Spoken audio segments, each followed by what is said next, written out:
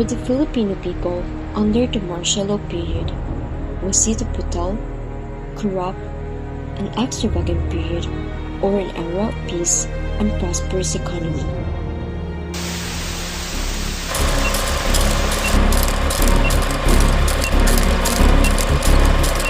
The presence of the active rebellion in our country, which poses a great threat to our society, has now reached a greater height. The defense establishment submitted that there had been attempts to infiltrate the military organizations, as well as the Office of the National Secretary of Defense. There had been various incidents where attempts to sabotage not only the operations of the armed forces, but also in the national government. My countrymen, as of 21st of this month, I have signed Proclamation number 1081, placing the entire Philippines under martial law in the purpose of saving the Republic and reforming our society. On September 23, 1972, at 7:17 p.m., President Ferdinand Marcos announced on television that he had declared martial law throughout the country of the Philippines. This marks the beginning of the 14-year period of one-man rule, which would essentially continue until the late President Ferdinand Marcos was forced to leave the Philippines. The initial stages of martial law focuses on the arrest of political figures and journalists and implementation of media lockdown to gain control.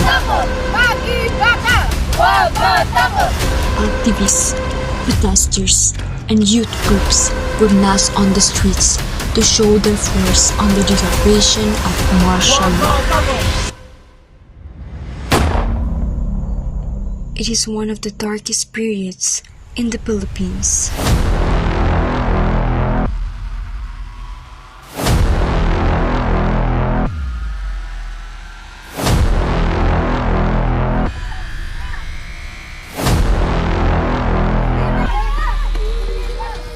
I was a known leader at that time.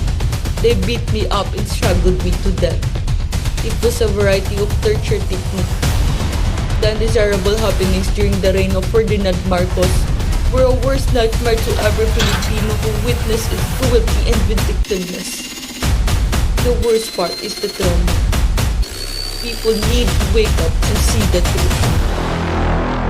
Marcos' regime is an era of peace and golden age for the country. The government's official rationale for the order was to protect the authority of the Republic and guarantee security of its citizens against lawless elements, particularly feminist insurgency and other rebellious tendencies. Marcos decreed many social reforms, especially in the form of labor laws and social legislation.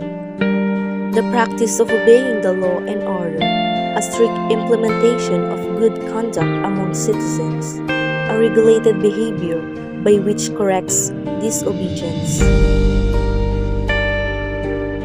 It was a choice between absolute freedom and conscientious discipline.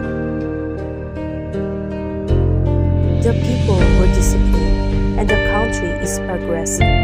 That was marked as the Golden Age. We need martial law to bring back sanity to the land. Yet, democracy in the Philippines is a paradox. A common misinformation narrative depicts martial law as a period of the Philippines' thriving economy, stating that the Philippines in those periods was known as the Golden Era, while the typical narrative of online trolls would use red tagging to portray the killings as acts of justice. Many of these victims were simply fighting for the rights and the country's democracy. Different people may tell different stories, but you are on your own which story to rely on.